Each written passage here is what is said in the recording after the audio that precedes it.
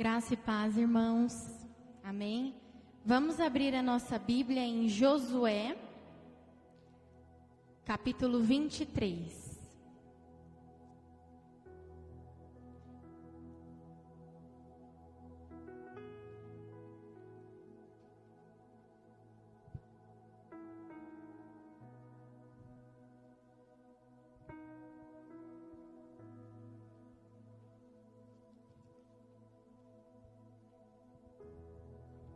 Todos encontraram? Josué, nós vamos ler o capítulo 23, do versículo 1 até o 11. Amém?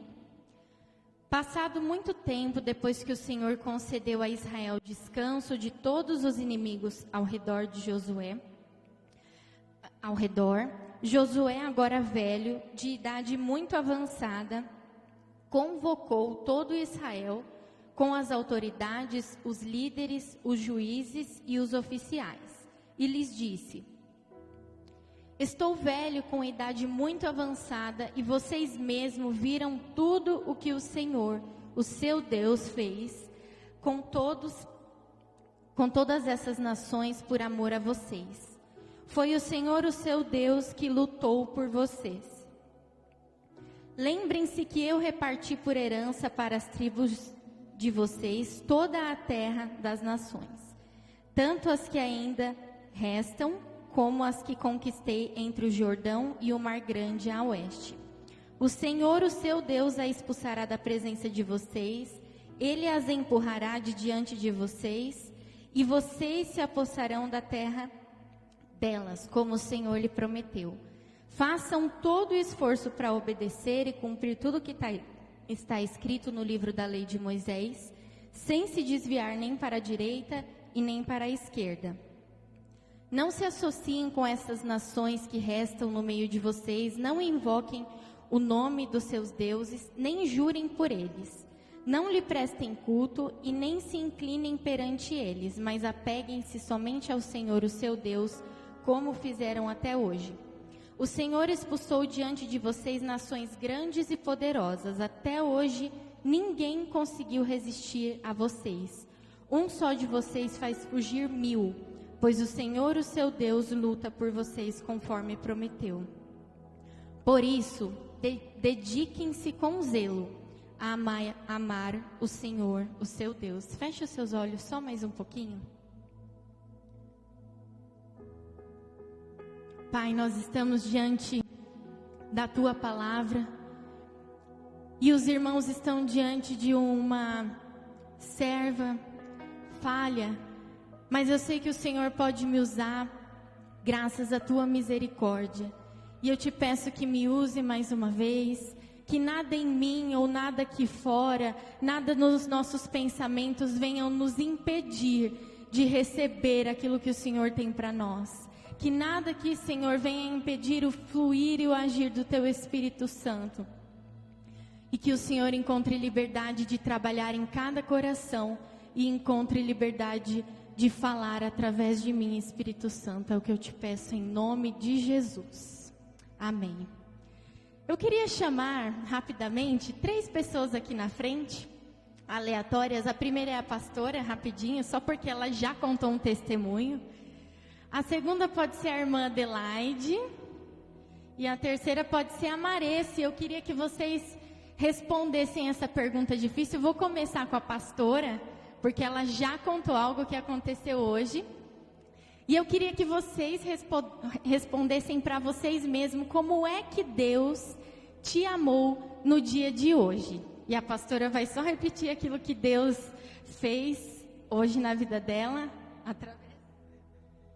Ele me amou do jeito que eu já contei para vocês. E me amou me despertando logo de manhã. Como Deus te amou nessa noite?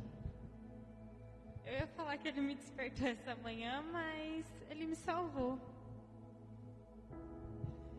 Irmã Adelaide, como Deus te amou hoje? Me dando fôlego de vida hoje. É a mesma resposta, porque não tem como, né? Amém. Amém.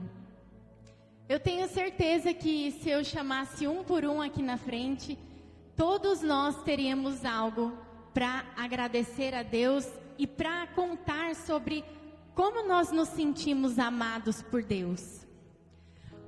A pastora se sentiu amada por Deus hoje, achando uma receita que ela não sabia onde estava. Eu me senti amada através do fôlego de vida, a Maressa da Salvação, a irmã Adelaide acordando hoje.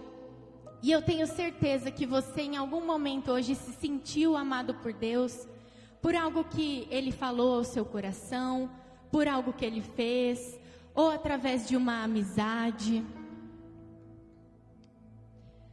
Existe um escritor e um pastor chamado Gary Chapman, que ele descobriu e escreveu sobre 5 linguagens de amor, que nós somos 5 formas que nós nos sentimos amados e 5 formas com que nós demonstramos também amor. Uma delas é, por exemplo, ganhar presentes. Às vezes você dá um presente para alguém, aquela pessoa se sente muito amada, muito querida. Outras pessoas já não ligam tanto para presente, mas elas se sentem amadas através de uma palavra de afirmação. Olha, você é uma bênção, você é usado por Deus, você é muito útil nessa igreja, no reino. Outras pessoas já se sentem amadas através do tempo de qualidade. E uma das formas que eu me sinto amada é através de tempo de qualidade. E eu me lembro que quando eu morava lá com os meus pais, e até hoje que eu não moro mais, a refeição que eu mais gostava de fazer lá e que eu mais gosto de fazer na minha casa é o café da manhã. E não é por conta do café, do bolo, da bolacha, do pão, nada disso. Mas é porque aquele momento eu consigo ter um tempo de qualidade. Quando eu estava na casa dos meus pais, eu sentava, nós conversávamos sobre o nosso dia, sobre as coisas de Deus, sobre as dificuldades, sobre a Bíblia, sobre tantos assuntos. E aquele era o tempo que nós tínhamos juntos. E ainda hoje, que eu não estou com os meus pais, eu amo tomar café da manhã com meu esposo, que é o tempo que a gente conta sobre o dia, sobre o que aconteceu. É um tempo de qualidade que a gente se dedica um ao outro. Minha mãe, de vez em quando, eu falo assim: mãe, vocês já tomaram café?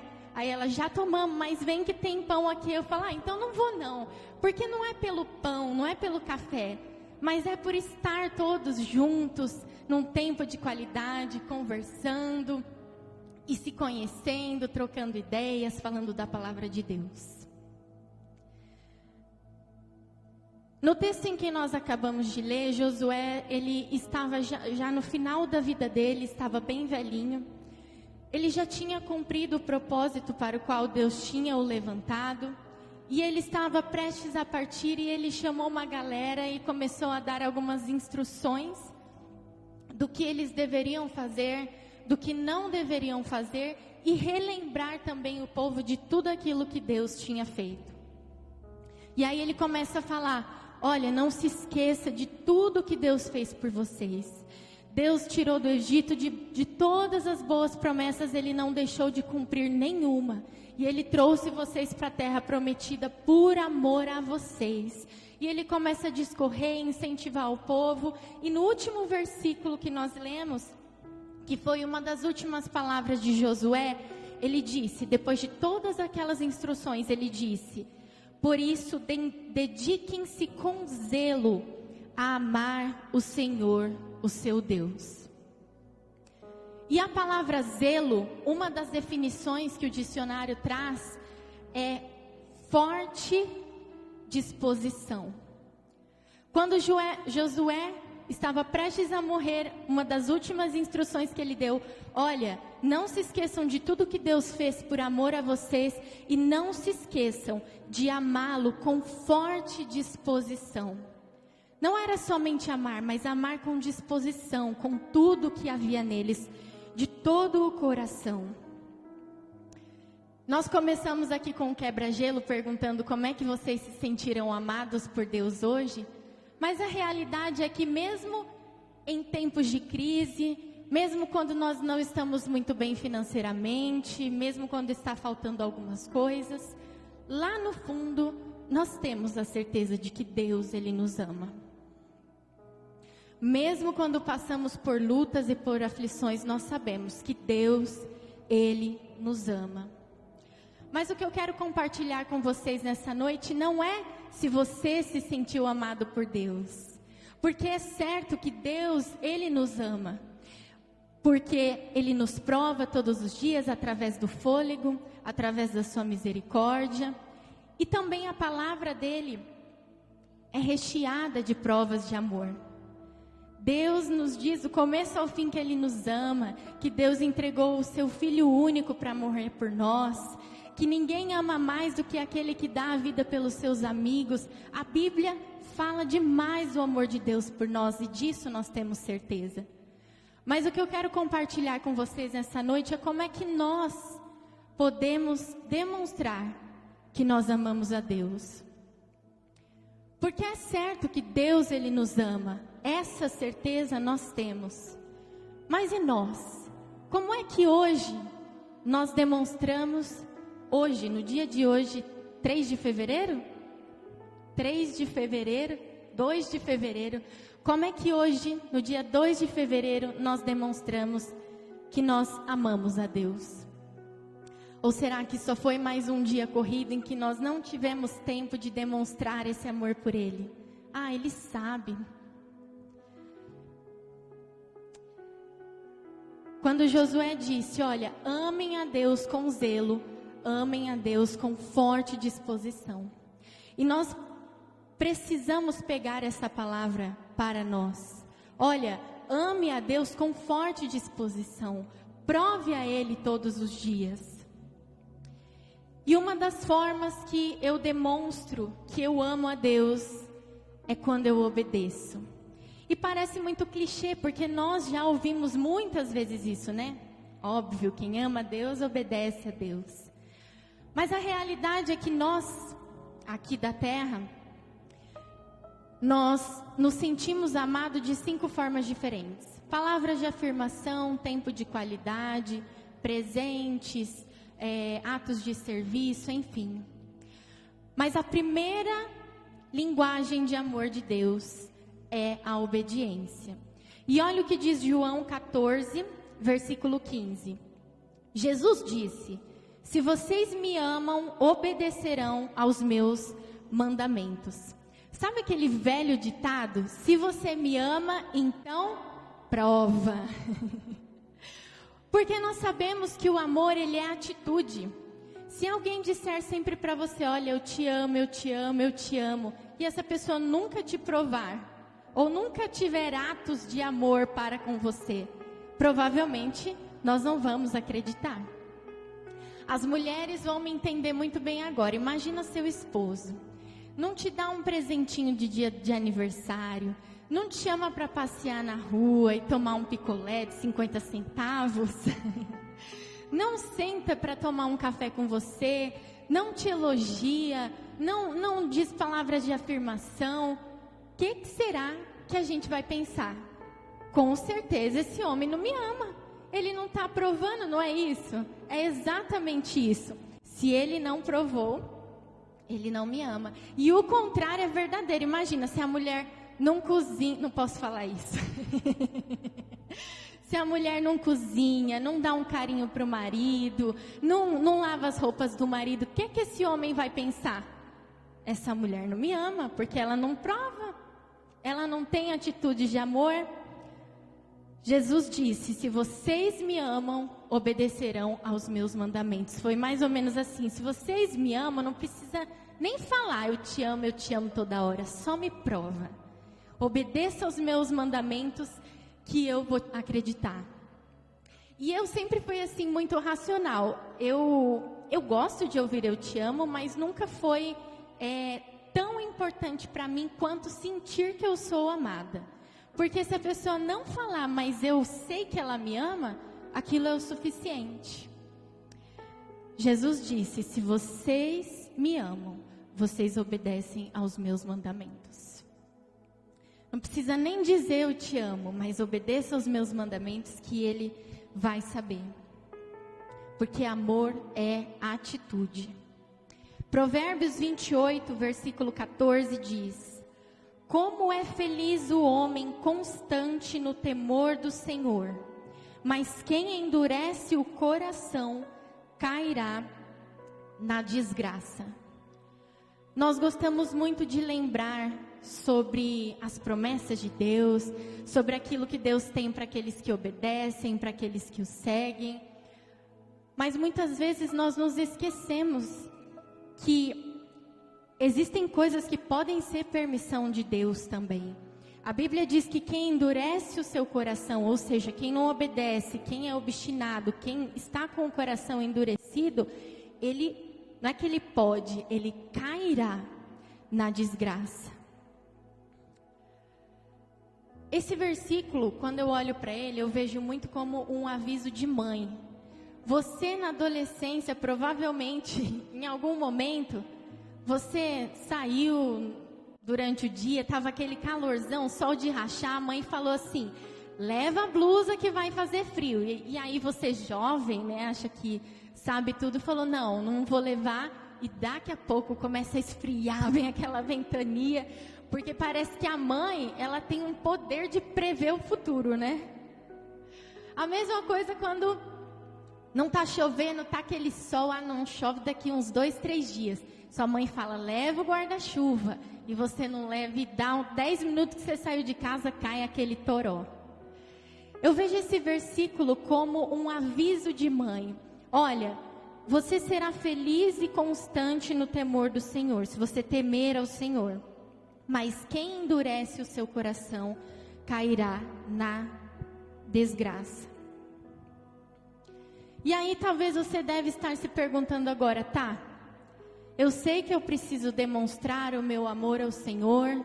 Eu sei as consequências que ter um coração obstinado, endurecido, que não obedece me traz. Mas como é que eu obedeço? Porque se eu chegar aqui e falar assim só, você tem que obedecer. É muito óbvio, a gente sabe já de tudo isso, não é? Olha o que diz Gálatas 5, versículo 16. Por isso, vivam pelo Espírito, e de modo nenhum satisfarão os desejos da carne. Sabe aquela palavra que o pastor sempre fala? Tudo, nada, é o de modo nenhum. Vivam pelo Espírito e de modo nenhum satisfarão os desejos da carne. E aí muitas vezes a gente olha para esse versículo, eu mesmo olho para esse versículo e falo, mas nunca satisfazer os desejos da carne, porque a gente peca, né? Mas é porque muitas vezes nós escolhemos, na verdade, não viver pelo Espírito, e sim viver por aquilo que a nossa carne quer e a nossa própria vontade quer. Porque quando nós vivemos pelo Espírito, a Bíblia não mente, de modo nenhum vocês irão satisfazer os desejos da carne. A nossa carne, ela tem desejos, e até o final da nossa vida, até a nossa morte, ela vai continuar tendo os desejos. Só que quando nós vivemos uma vida pelo Espírito, nós conseguimos abafar isso. Nós levantamos de manhã e geralmente o que a gente faz é toma um café correndo e sai correndo, e trabalha correndo, vai para a faculdade correndo e volta correndo, almoça correndo, faz tudo correndo e no fim acabou o dia. E a gente deixou tantas coisas, o viver pelo Espírito para lá. E olha que diferente você fazer todas essas coisas que eu te falei, mas vivendo pelo Espírito. Você acorda alguns minutinhos mais cedo e começa falando com o Espírito Santo. E aí você toma café agradecendo o Espírito Santo, e você pega a lotação falando com o Espírito Santo, lendo um salmo, e de repente na hora do seu almoço você vê um testemunho que edifica, você já quer edificar a vida da amiga e já manda para a amiga também, e daqui a pouco você está lá na fila do banco, e está lá escutando um louvor e se enchendo do Espírito Santo. E quanto mais a gente vive pelo Espírito, menos a gente satisfaz os desejos da carne. Vivam pelo Espírito e de modo nenhum vocês satisfarão os desejos da carne. Uma outra forma que eu posso demonstrar que amo a Deus é quando eu dedico tempo de qualidade para Ele. E quando a gente fala sobre tempo de qualidade, não é dedicar um tempo a Deus. Porque você pode por exemplo, terminar o seu dia e fazer uma oração de 5 minutos, e você vai ter dedicado um tempo para Deus, um tempo curto, mas você vai ter dedicado. Só que a diferença está em você dedicar um tempo de qualidade a Deus. É diferente. E eu quero compartilhar mais uma história aqui com vocês. Esses dias atrás, eu e minha esposa, a gente acordou atrasado e a gente queria tomar café na padaria antes de irmos trabalhar, né? Só que a gente se atrasou tanto que a gente ia ter que ir pedir rápido, não ia dar tempo de conversar. Eu falei, vamos comer aqui em casa mesmo? Porque é aquilo que eu falei no começo, a intenção de você sair e tomar um café na padaria não é comer o pão na chapa, né? É você sentar, conversar, é você realmente ter aquele tempo de qualidade. E no fim nós comemos em casa. Mas uma das formas que nós mostramos que nós amamos a Deus é quando nós dedicamos um tempo de qualidade. Eu não lembro quem foi que escreveu isso, mas ele fala sobre o tempo de oração. O tempo certo de oração é quando você fala tudo que você tem para falar para Deus. Quem? Max Lucado.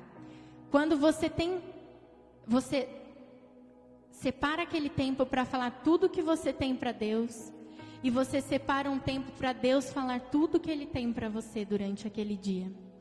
Mas muitas vezes nós fazemos tudo tão na correria que às vezes dá tempo só da gente falar, né? Obrigado, Senhor, por esse dia, me acompanhe, e a gente sai correndo. E dedicamos um tempo, mas não um tempo de qualidade. Mas nós precisamos desenvolver esse relacionamento profundo, criando esse tempo de qualidade, de escutar a Deus, de falar com Deus através da oração, de entender aquilo que Deus quer através da palavra e também ter um tempo para escutar a Deus. Porque Deus fala através da palavra e Deus fala através dos nossos corações também. É você separar um tempo de qualidade. E se você prestar atenção na Bíblia, os grandes homens de Deus, os homens que amavam verdadeiramente a Deus, eles passavam tempo com Deus. E não só tempo, mas tempo de qualidade.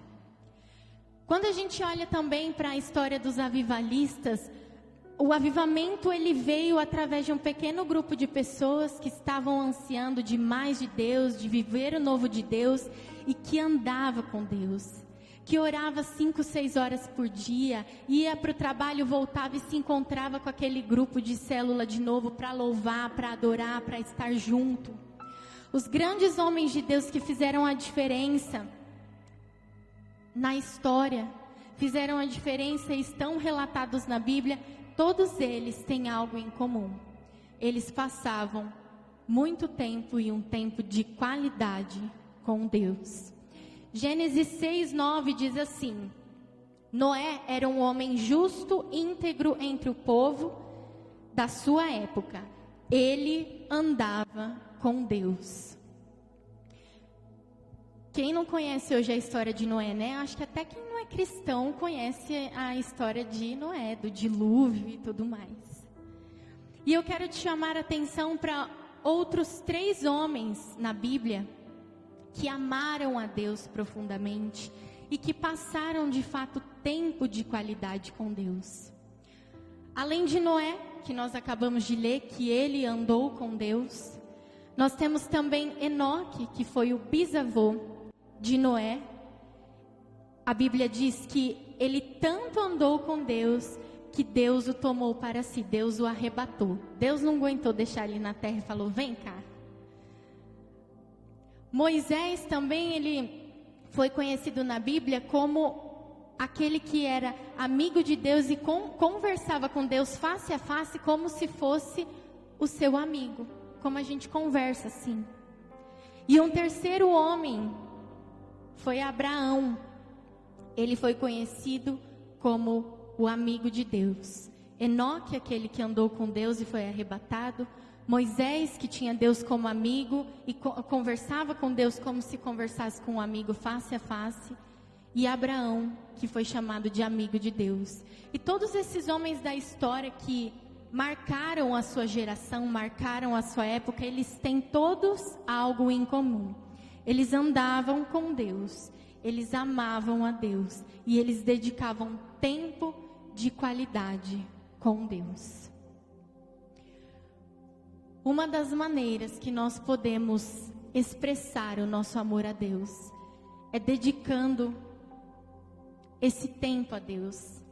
E não só o tempo, mas um tempo de qualidade com Deus. Um tempo que você vai entrar na presença, estar na presença de Deus sem pressa de falar, sem pressa de ouvir o que Deus tem para falar. Nós não fazemos amigos profundos com relacionamentos superficiais. Quando você tem um amigo de verdade, é porque você teve um estreitamento de relacionamento. Em algum momento você teve conversas profundas, você passou mais tempo com essa pessoa e você conseguiu se aprofundar no relacionamento. E com Deus não é diferente. Se nós queremos não ter um relacionamento raso, mas um relacionamento profundo, uma das formas de nós demonstrarmos o amor por Deus é tendo um tempo de qualidade com Ele. Mateus 6, versículo 21 diz: pois onde estiver o seu tesouro, aí também estará o seu coração. E eu quero te perguntar, pode responder para você mesmo, onde é que você tem aplicado a maior parte do seu tempo? E a sua resposta vai dizer onde é que está o seu tesouro. Aquilo que nós muito nos dedicamos, aquilo que nós muito nos empenhamos, geralmente é aquilo que nós damos um valor excessivo.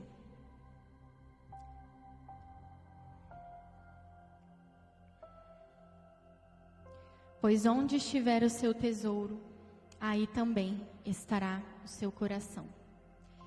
E eu quero te dar mais um exemplo de que eu cresci vendo o meu pai com a rotina dele de oração. Todos os dias meu pai, quando tinha escritório, era no escritório, quando ainda não tinha escritório, era no quarto. E ele tinha aquele tempo com o Senhor que não era negociável. E era engraçado porque aquele era o tempo dele com Deus. E se alguém ligasse lá em casa, minha mãe falava, olha, ele não pode atender agora porque ele está ocupado. E de fato ele estava, ele não podia parar a oração para atender. E se chegasse alguém também na minha casa, algum irmão de supetão, olha irmão, você quer esperar? Ele não pode falar agora, ele está ocupado. E chegava a ser engraçado. E quando nós éramos bem pequenininhos, às vezes a gente até esquecia, né? E entrava no escritório correndo assim. Só que o escritório era sempre trancado. Aí quando a gente falava, pai, ele não respondia, a gente logo ouvia a oração e falava, ai, é mesmo, a oração. E aquele momento era inegociável. Podia alguém ligar, podia algum irmão chegar, podia a gente bater na porta, ele não respondia. Ele não respondia até a gente se tocar, que era o momento ali. Era o momento ali com Deus. Mas por que eu estou compartilhando essa história com você? Porque ali estava o tesouro dele. Naquele tempo de qualidade. Se fosse algo, chegou um irmão, eu preciso atender o irmão, vou interromper aqui a minha conversa com Deus. Seria só um tempo, mas não seria o tempo de qualidade. Mas quando ele colocou aquilo em primeiro lugar, o falar com Deus, o estar na presença de Deus em primeiro lugar, ele dedicou aquele tempo de qualidade. E isso revela onde estava o tesouro dele. E isso revela também onde está o meu e o seu tesouro. Com o que é que nós temos valorizado tanto? O que é que nós temos dedicado o nosso tempo? Às vezes a correria do dia a dia nos faz às vezes nem lembrar, né, de dedicar esse tempo de qualidade para Deus. Existe uma história de que Jesus estava na casa de Marta e Maria. E em um momento ele falou: Marta, Marta, muitas coisas, você está inquieta com muitas coisas, mas apenas uma é necessária. E no decorrer do nosso dia, às vezes a gente tem que chamar a nossa atenção também. Michele, você está inquieta com um monte de coisa que tem que fazer, mas apenas uma é necessária. E se a gente for colocar num papel tudo que a gente precisa fazer num dia inteiro, acho que não cabe nem numa folha, né? Porque é trabalhar fora, é limpar a casa, é estudar, é tanta coisa. Mas às vezes a gente precisa parar e falar: Michele, você está inquieta com muitas coisas, mas apenas uma é necessária. Sabe por quê? Nós temos a convicção e nós temos a certeza de que Deus nos ama. Mas e Deus? Como é que Ele sente que é amado por você? Como é que Ele tem? Será que Ele tem se sentido amado? Para demonstrar que nós amamos a Deus, nós precisamos dedicar esse tempo de qualidade com Ele. E eu vou finalizar agora com um conselho do próprio Deus para nós. Jeremias 29, versículo 13 diz: Vocês me procurarão e me acharão quando me procurarem de todo o coração, e eu me deixarei ser encontrado por vocês. A pastora uma vez usou um exemplo aqui de que esse versículo é como se Deus ficasse brincando de esconde-esconde, mas sabe aquele pai que ele fica atrás da cortina com o pé meio de fora, metade dentro, metade de fora, que quer ser encontrado pelo filho? É mais ou menos isso. Olha, vocês me procurarão, se vocês me procurarem, vocês vão me achar, e eu me deixarei ser encontrado. Como aquele pai que quer que o filhinho pequeno o encontre, assim Deus quer que nós o encontremos. Eu quero que você se coloque de pé, e eu quero que essa verdade fique latejando no seu coração. Nós sabemos, nós temos a certeza de que Deus, Ele nos ama. Mas como é que nós temos demonstrado esse amor todos os dias por Ele? Será que Deus tem se sentido amado por nós, querido por nós? Você pode demonstrar o seu amor através da sua obediência a Deus. E você pode demonstrar o seu amor através do tempo que você dedica a Ele. Mas não é um tempo comum, é um tempo de qualidade. Amém? Que o Senhor te abençoe, que essa palavra fique no seu coração.